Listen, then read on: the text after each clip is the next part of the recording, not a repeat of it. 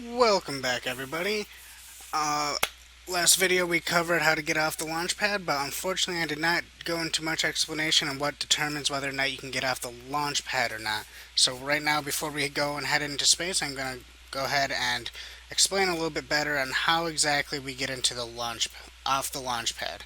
So, last video what we had was one of these rockets, right? Essentially this was a propulsion stage, just the fuel and the engine. Now this engine, if I would stop clicking on it, is weighs exactly 1.5 and it gives us an engine max power of 200. So 200 clearly got us up off the ground.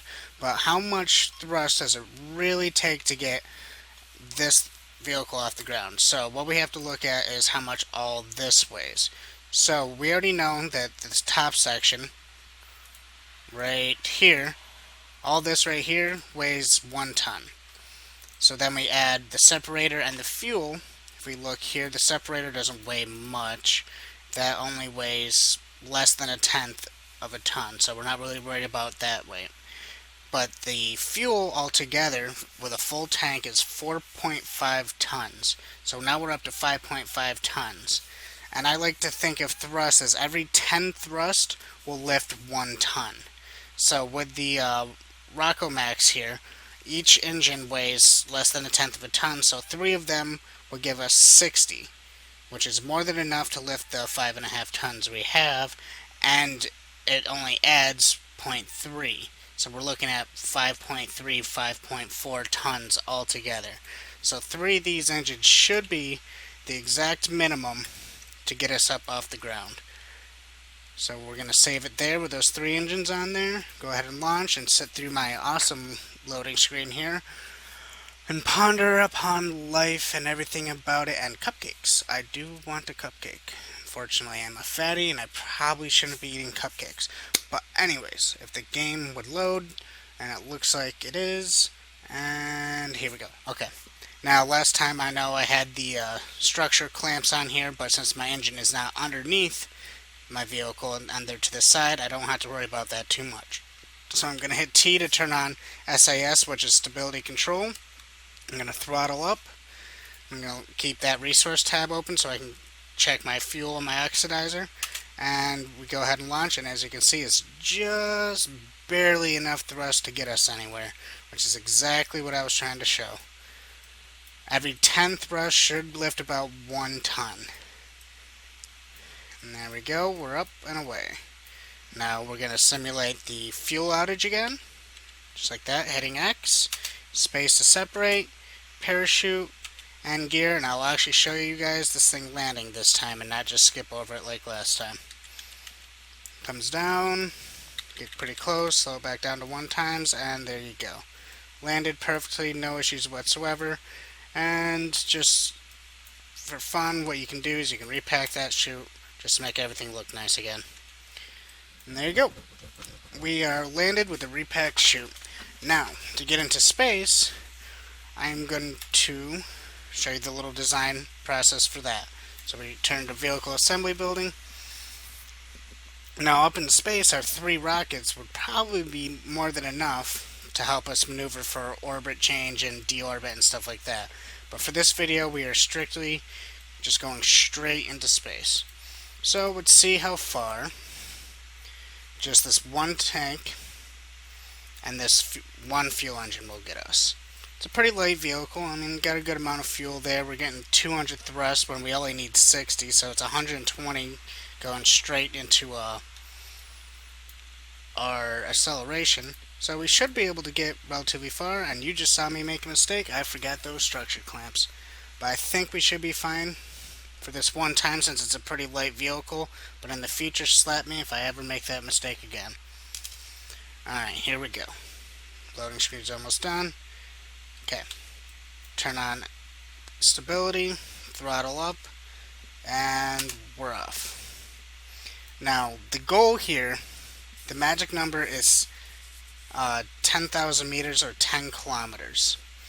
Because at that point is when we want to start making our orbit circularize. But for this video, we're just saying what it takes to get all the way up into space, which starts at 75 kilometers or 75,000 meters.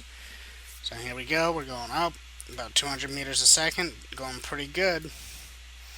But as you can see, we're going through our fuel relatively quick. Let's see here. I really do want that cupcake I mentioned earlier. That'd be delicious. Got Jebediah smiling here at the thought of cupcakes. Alright, so right here is where I'd normally start to turn the craft like this to circularize our orbit to make it easier once we get up to the top there. But for this, I'm just going to see how high we can get up with just this one engine and everything. And with this separator, we can get a little extra oomph by activating it, and what it does is use small explosives to launch and separate the lower and top halves. So we go like that, and I'm going to wait until we settle out a little bit so we can get the most oomph out of that right there. Because we use it now, it's just kind of added into our current acceleration and whatnot, and it just won't work as good as it's supposed to. So we wait until this needle is near zero. Once it's at near zero, we'll be pretty good. Without me using that separator, we have officially made it to space at 78,000 meters. So just to speed things up so we can go ahead and separate that thing to try to get some more altitude, I'll bring it up a little bit higher here. See what our record is so far. And right about here looks pretty good for me for launching that. To see if we can't get a little bit higher than 78. Okay, launched it, look at the orbit map, and we added about 300 meters to our max altitude. Nothing fantastic, but it's definitely enough to get up in the air, and if everything works right, it looks like we're going to land pretty much right back on the launch pad. But enough of that. So that is how to get into space and land properly. I mean, of course we can land. I've showed you guys all this and everything. Put the gear out, get that parachute ready.